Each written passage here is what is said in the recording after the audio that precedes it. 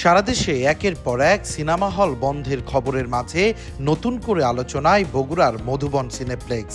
আধুনিকায়নের মাত্র 4 বছরের মাথায় বন্ধ হয়ে গেল দর্শক স্বাচ্ছন্দ্যে প্রথম সারিতে থাকা সিনেপ্লেক্সটি। তবে অনেকেরই প্রশ্ন, এত টাকা বিনিয়োগের পরেও কেন হঠাৎই সিদ্ধান্ত নিল কর্তৃপক্ষ?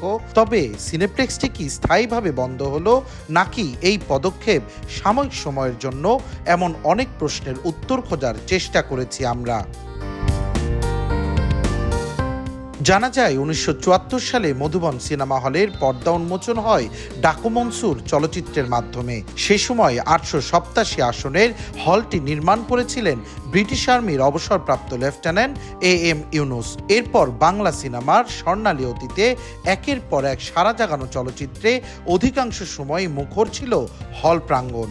তবে ব্যবসা সফল সিনেমা আয়নাবাজি ও 2017 সালে ঢাকা অ্যাটাক প্রদর্শনের পর বন্ধ হয়ে যায় প্রেক্ষাগৃহটি। এরপর শুরু হয় নতুন অধ্যায়।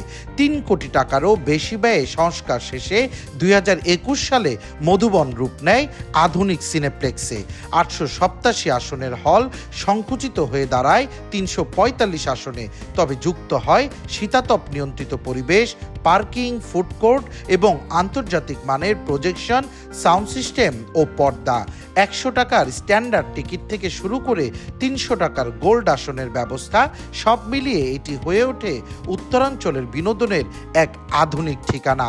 টানা হাউসফুল ছিল শাকিব খান অভিনীত চলচ্চিত্র প্রিয়তমা, তুফান, বরবাদ, তাণ্ডবের পাশাপাশি শাহরুখ খানের জওয়ান সিনেমার প্রদর্শনীতেও। তবে এরপরে আসেনি আর কোনো ভালো চলচ্চিত্র।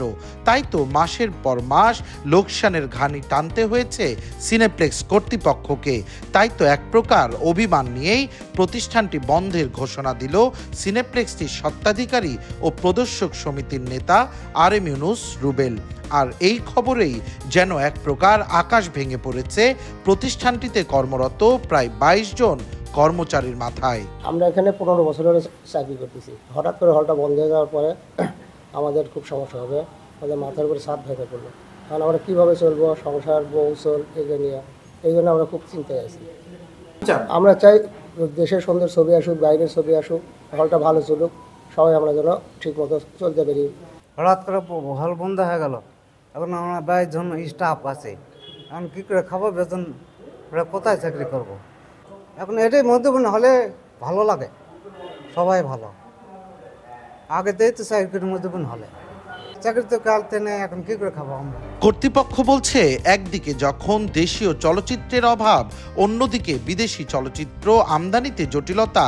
সব মিলিয়ে মাসের পর মাস কর্মচারীদের বেতন, বিদ্যুৎ বিল আর সরকারি বিভিন্ন কর সব মিলিয়ে চরম লোকসান গুনতে হচ্ছে তাদের।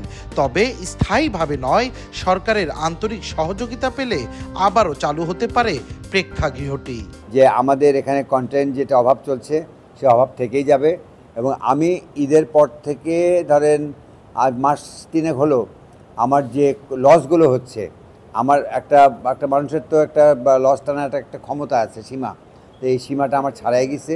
তো দেখলাম যে আগামী নির্বাচন আসে, কোনো একটা নির্বাচিত সরকার না আসা পর্যন্ত আমাদের কোনো উন্নতি হবে না। এই মানে হতাশা নিয়ে আমি হলটাকে বন্ধ ঘোষণা করেছি।